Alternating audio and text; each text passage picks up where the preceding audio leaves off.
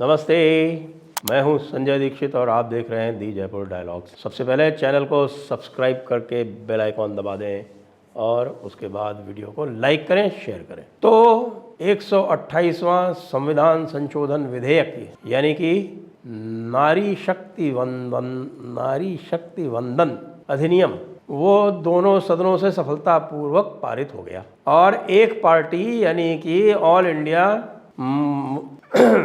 मुत्तहिदुल मुसलमीन के अलावा और किसी ने उसका विरोध नहीं किया।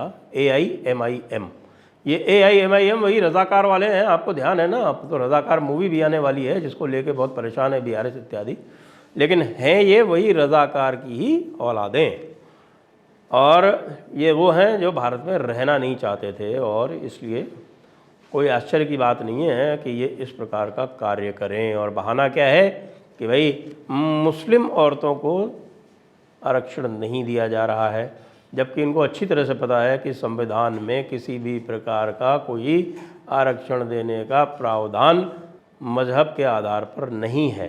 ये भी जानते हैं कि मजहब के आधार पर जब आरक्षण दिया गया था तो भारत और पाकिस्तान के दो टुकड़े हुए थे, यह उसका प्रमुख कारण था। लेकिन फिर भी ये कह रहे हैं कि साहब मज़हब के आधार पर आरक्षण दो, तो अर्थ क्या हुआ कि इसका मतलब ये पाकिस्तान बनाना चाहते हैं। लेकिन बात और भी करनी पड़ेगी। बात केवल असदुद्दीन ओवैसी की नहीं है कि कम से कम ये तो है कि असदुद्दीन ओवैसी जो है जो कह रहा था वो उसने किया। वो कह रहा था कि भाई इसमें आप आरक्षण मुस्लिम औरतों का रखो और नहीं रखा तो उसने उसके विरोध में मतदान किया। लेकिन आप सोनिया गांधी की कांग्रेस और बाकी बहुत सारे जो विरोधी दल है उनके बारे में क्या कहेंगे, जिन्होंने बहुत सारी बातें कही। इसको तुरंत लागू किया जाए ये भी कहा, इसमें जो है वो OBC का अलग से प्रावधान किया जाए ये भी कहा, और ये भी कहा कि साहब कि ये जो है जुमला है इत्यादि इत्यादि। और सब कहने के बाद भी इतनी हिम्मत नहीं हुई कि वॉकआउट भी कर जाएं। ये भी नहीं हुआ कि एब्सटेन कर जाते। सब के सब मिल के एक लाइन से एक पंक्ति से खड़े होकर और हाँ समर्थन में कर दिए और लगभग एक मत से, यानी ठीक है, चूँकि MIM थी लोकसभा में तो वहाँ तो उन्होंने विरोध कर दिया, राज्यसभा में तो उतना भी नहीं हुआ। अब आप जो इनकी बातें हैं उसको देख के सोचेंगे कि भाई ये बार बार कह रहे थे कि भाई आप इसको तुरंत लागू कर दीजिए, और ये तो MIM भी कह रही थी कि तुरंत लागू कर दीजिए, लेकिन ये जो तुरंत लागू करने वाली बात थी ये क्यों नहीं हुई, इसमें जो है वो छुपी हुई है मोदी और शाह की कारस्तानी। क्या है कारस्तानी, वो आपको समझाता हूँ। वो कारस्तानी ये है कि ये मामला इस प्रकार का है कि सांप भी मरे और लाठी भी न टूटे। सांप भी मरे का मतलब कि उन्होंने अपना जो वायदा किया था अपने मैनिफेस्टो में वो पूरा कर दिया। उन्होंने मैनिफेस्टो में कहा था कि वो विमेंस रिजर्वेशन बिल लागू करेंगे, वो उन्होंने पूरा कर दिया। वो कह सकते हैं कि देखिए हम जो कहते हैं वो करते हैं। हमने विमेंस रिजर्वेशन बिल लागू कर दिया, हमने राम मंदिर बनवा दिया, हमने 370 हटा दिया और UCC के ऊपर भी हमने कार्यक्रम आगे बढ़ा दिया। तो ये इनके जो मुख्य वादे थे वो सारे के सारे वो पूरे कर रहे हैं। बाकी उन्होंने किसानों की आय के बारे में भी किया था, तो वो जो है लोगों ने उसका विरोध कर दिया, इसलिए वो कुछ समय के लिए अटक गया, लेकिन करेंगे उसको भी। यहाँ पर जो काम हुआ है उसको आप ध्यान से सोचिए कि ये इन्होंने क्यों किया है। क्योंकि जब डिलिमिटेशन होगा तो ऐसी आशा है कि जो कुल सीटें हैं वो हो जाएंगी लगभग 800 के आसपास। तो 800 के आसपास का मतलब हुआ कि कोई 260-270 सीटें जो हैं वो हो जाएंगी महिला सीटें। लेकिन फिर भी आप देखिए कि 530 सीटें बची रहेंगी। तो कहने का अर्थ ये है कि जो ग्रैंड स्ट्रैटेजी है भारतीय जनता पार्टी की वो ये है कि जो सीटें हैं उसको उतनी ही रखते हुए सीटें जो बढ़ाई जाएं, उन बढ़ाई वाली सीटों को, बढ़ी हुई सीटों को महिलाओं के लिए आरक्षित कर दिया जाए। और यद्यपि ये किसी ने नहीं कहा कि भाई ये 33% क्यों, 50% क्यों नहीं, तो ये मैं बता दूं आपको, जो लोग भी ये आर्ग्यूमेंट करते हैं वो ये भूल जाते हैं कि 33% जो हैं वो ये रिजर्वेशन नहीं है, ये एक्सक्लूजन है कि 33% सीटों पर महिलाएं ही चुनाव लड़ सकती हैं, पुरुष नहीं लड़ सकते। लेकिन शेष सीटों पर महिलाएं भी चुनाव लड़ सकती हैं। इसलिए महिलाओं के 50% तक पहुंचने में किसी भी प्रकार की कोई बाधा नहीं है।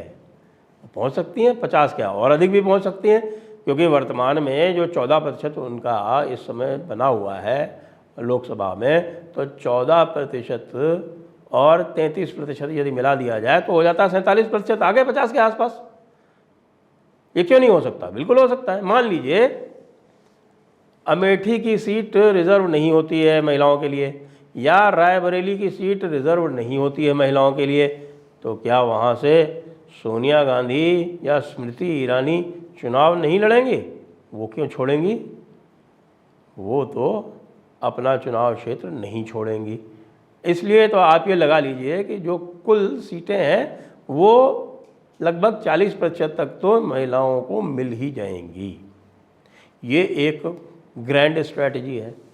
और दूसरी जो ग्रैंड स्ट्रैटेजी है वो इसमें क्या है?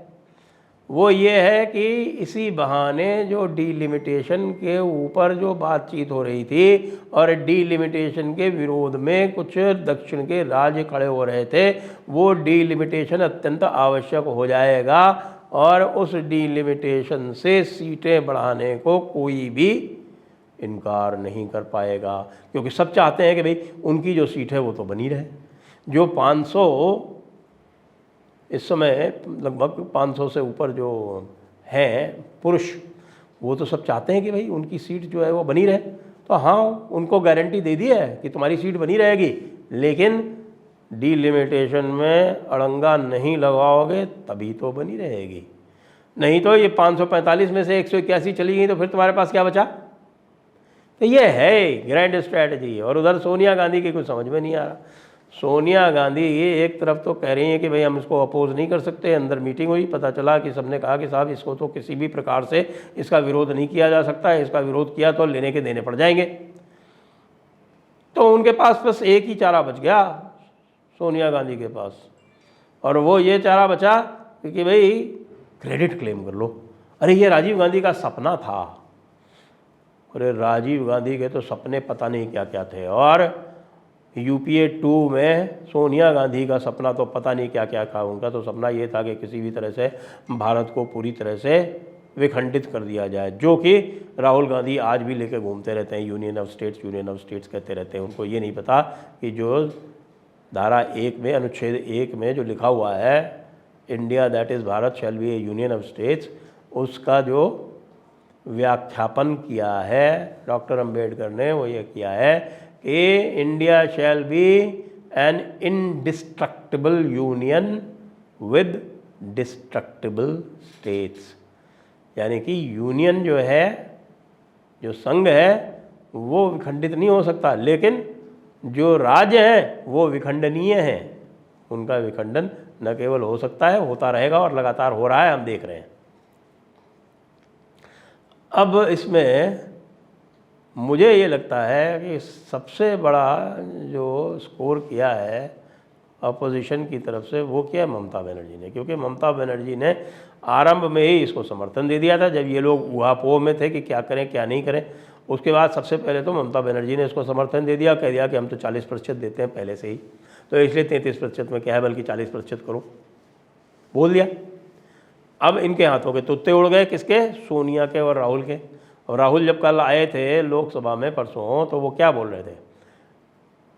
उनको कुछ विशेष बोलने को नहीं मिला महिला बिल पे, वो दूसरे धंधों में चले गए, वो पूरी की तरह जातिवाद में चले गए। अब भैया ये जो ओबीसी की बात करते हो कांग्रेस वालों, तुमको ये पता नहीं है कि ओबीसी की कॉन्स्टिट्यूंसी तुम्हारी नहीं है, कभी भी नहीं रही। राम मनोहर लोहिया ने भी सारा का सारा जो आंदोलन आपके विरोध में छेड़ा था वो इसी ओबीसी कॉन्स्टिट्यूंसी के ऊपर था। और ये ओबीसी का पूरा जो है वो मामला या तो रीजनल पार्टीज़ के पास है और या फिर भारतीय जनता पार्टी के पास है, जिसने एक ओबीसी प्रधानमंत्री दे रखा है। लोगों को और कुछ नहीं दिखता। जो भी जाति के बारे में बात करेगा ना, तो वो जाति के बारे में कहेगा कि भाई ओबीसी जाति की बात है तो राहुल गांधी को क्यों वोट दें। अगर ओबीसी जाति के हिसाब से वोट देना है तो प्रधानमंत्री ओबीसी है हमारा, हम उसको क्यों नहीं वोट दें। तो ये पूरा जो सोनिया और राहुल का जो धंधा था वो पूरी तरह से पड़ गया मंदा। और इसमें तो मैं कहूँगा कि एमआईएम ने कम से कम जो वो कह रहे थे वो कम से कम उन्होंने किया। तो यहाँ तो ये कह कुछ और रहे हैं और कर कुछ और रहे हैं। तो भाई पूरी तरह से मुझे तो ये लगता है कि ये मोदी और शाह ने इनको जैसा खिलाया वैसा ये खेलते गए और इनको लगातार गुगली पे गुगली और बाउंसर पे बाउंसर मिलती रही और ये बेचारे इधर उधर बच के निकलते रहे। और जहाँ भी थोड़ा सा आँख इनकी चूकी वहाँ पर ये बोल्ड हुए।